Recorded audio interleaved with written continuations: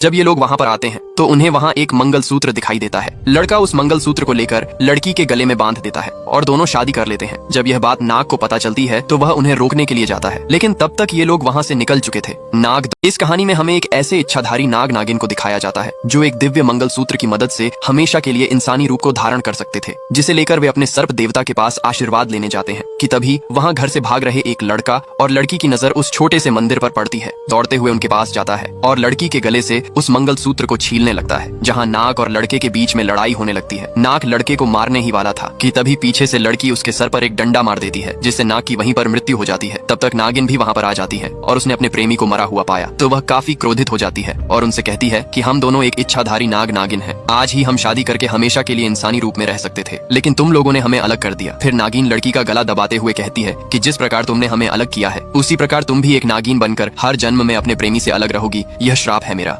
ये कहकर नागिन अपने प्राणों को त्याग देती है और उस श्राप के कारण लड़की एक नागिन बन जाती है और हर जन्म में अपने प्रेमी से मिलने का इंतजार करती है। एक बार नागिन रोते हुए पंडित जी के पास आती है और हाथ जोड़कर उनसे अपने पति के बारे में पूछती है। तब पंडित जी अपने दिव्य शक्तियों की मदद से देखते हैं कि इस जन्म में उसके पति की शादी किसी और लड़की के साथ होने जा रही है। यह देखकर पंडित जी उसे कुछ भी नहीं बताते हैं और उससे कहते हैं कि जल्द ही वह तुमसे मिलने के लिए यहाँ आने वाले हैं, लेकिन तब तक तुम अपने गुस्से पर काबू करो, क्योंकि तुम गुस्से में आकर एक नागिन बन जाती हो और किसी न किसी को मार देती हो, जिससे तुम्हारा पाप दिन पर दिन बढ़ता जा रहा है। ऐसा चलता रहा तो तुम कभी भी अपने प्रेमी से नहीं मिल पाओगी। पंडित जी से इतना सुनने के बाद नागिन काफी क्रोधित हो जाती है और वहाँ से उठकर चली जाती है और अपने प्रेमी के ख्यालों में खोए हुए उस दिन को याद करने लगती है कि किस प्रकार दोनों ने शादी की थी। तभी रात होने लगता है और वह एक नागिन में बदलने लगती है, जिसकी वजह से नागिन छुपते छुपाते उस बिल्डिंग से भाग जाती है। इधर हमें नागिन के प्रेमी को दिखाया जाता है जहाँ वह दूसरी लड़की से शादी कर लेता है और अपना हनीमून मनाने के लिए वे एक होटल में आए थे। जब लड़का लड़की को किस करने के लिए जाता है कि तभी उनके सामने नागिन आ जाती है, जिसे देखकर लड़का काफी डर जाता है। फिर नागिन लड़की को काटने के लिए जैसे ही आगे आती है वैसे ही लड़की की आंख खुल जाती है, क्योंकि वह एक सपना देख रही थी। तभी उसका पति भी वहाँ पर आ जाता है। उसके बाद लड़का अपनी पत्नी के साथ एक पंडित के पास जाता है। तब पंडित उन दोनों की कुंडली को देखते हुए बताते हैं कि इस लड़की की कुंडली में काल सर्प योग है, जिसकी वजह से इसकी जान को खतरा है। इसके निवारण के लिए तुम्हें पहाड़ों में बसे एक पंडित के पास जाना होगा, जो तुम्हें इसके निवारण का कोई उपाय बता सकते हैं। उसके बाद यह दोनों उस पंडित के पास जाने के लिए निकल जाते हैं, जहाँ नागिन फिर से पंडित के पास आकर अपने पति के बारे में पूछती है। क्या होगा जब नागिन को पता चलेगा उसके प्रेमी की शादी किसी और से हो गई। पीछे हमने देखा कि जब नागिन पंडित से अपने प्रेमी के बारे में पूछती है तो पंडित अपनी दिव्य शक्तियों की मदद से देखकर बताता है कि उसका प्रेमी उसी पंडित से मिलने आ रहा है। पंडित के मुंह से यह बात सुनकर नागिन बहुत ज्यादा खुश हो जाती है। तब पंडित उसे बताते हुए कहता है कि इस जन्म में उसकी शादी किसी और लड़की के साथ हो चुकी है और तुम्हें उसे भूल जाना चाहिए। पंडित से यह बात सुनकर बदले की आग में जल रही नागिन काफी क्रोधित हो जाती है और धीरे धीरे अपनी असली रूप में आते हुए पंडित को अपने चंगुल में जकड़ लेती है। उसके बाद वह पंडित को दूर चट्टान पर उठाकर फेंक देती है, जिससे पंडित की वहीं पर मृत्यु हो जाती है। तभी नागिन को एक गाड़ी का हॉर्न सुनाई दिया, जिसे देखने के लिए जैसे ही वह पीछे मुड़ी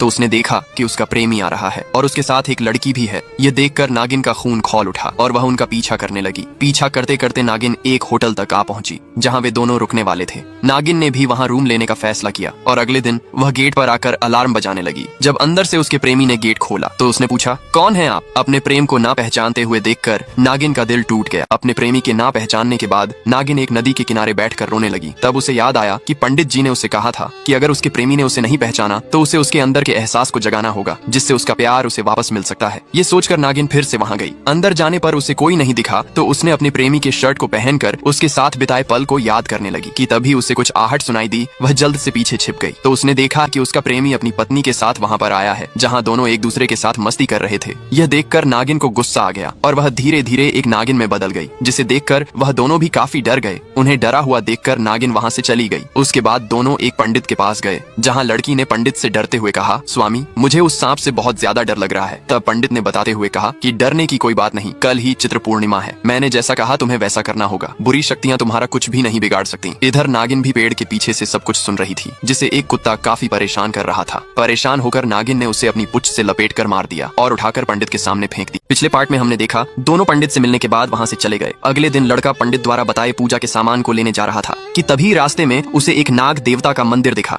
जिसे देखने लड़का वहां पर गया, जहां उसकी मुलाकात उसी इच्छाधारी नागिन से हुई। लड़के ने उससे पूछते हुए कहा, मैंने आपको एक दिन होटल में देखा था जहां आप किसी को ढूंढ रही थी। उसके बाद नागिन लड़के को अपना पिछला जन्म याद दिलाने की कोशिश करने लगी, लेकिन लड़के को कुछ भी याद नहीं आता। नागिन अपने प्रेमी को सब कुछ याद दिलाने के लिए एक एक करके हर उस स्थान पर ले जाती है जहाँ से उसकी यादें जुड़ी थी, लेकिन फिर भी उसे कुछ याद नहीं आता और दोनों एक नदी के किनारे किनारे पर आ जाते हैं जहाँ नागिन उसका पैर पकड़कर रोने लगती है। तभी लड़के की पत्नी का फोन आ जाता है। जब लड़का अपनी पत्नी से बातें कर रहा था तभी उसने गलती से अपना पैर तेजी से झटक कर नागिन से छुड़ाने की कोशिश की, जिससे नागिन नीचे झरने में गिर जाती है और पानी में डूबने लगी, जिसे देखकर लड़का उसे बचाने के लिए दौड़ा और उसे बचाकर किनारे पर ले आता है। फिर उसके पेटों को दबाकर उसके अंदर के पानी को निकालने लगता है। फिर भी जब उसे होश नहीं आता तब लड़का उसके मुंह से पानी निकालने की कोशिश करता है। जैसे ही लड़के ने उसके मुंह को छुआ वैसे ही उसे धीरे धीरे सब कुछ याद आने लगा। उसे सब कुछ याद आया देखकर नागिन काफी खुश हो जाती है। इधर लड़के की पत्नी परेशान होकर उसे ढूंढते हुए पंडित जी के पास आती है और उन्हें सारी बातें बताती है। तब पंडित जी अपने दिव्य दृष्टि से देखने लगते हैं जहां उन्हें उस नागिन की सारी सच्चाई पता चल जाती है। उसके बाद पंडित जी कहते हैं कि वह कोई लड़की नहीं बल्कि एक इच्छाधारी नागिन है। उसने तुम्हारे पति को पाने के लिए 25 साल इंतजार किया है और अब एक इच्छाधारी नागिन के जाल में तुम्हारा पति फंस चुका है। थोड़ी ही देर में तुम्हारे पति के साथ उसका मिलन होने वाला है और उस मिलन के बाद तुम्हारा पति भी एक इच्छाधारी नाग में बदल जाएगा। फिर घबराते हुए लड़की पंडित जी से पूछती है, पंडित जी हम यहाँ आपसे इसलिए मिलने आए थे क्योंकि मेरी जान को खतरा था, अब उन्हीं की जान को खतरा है, तो उन्हें बचाने के लिए मैं क्या कर सकती हूँ। उसके बाद पंडित जी बताते हैं कि उन्हें बचाने का सिर्फ एक ही उपाय है। क्या लड़की अपने पति को उस नागिन से बचा पाएगी? देखेंगे नेक्स्ट पार्ट में।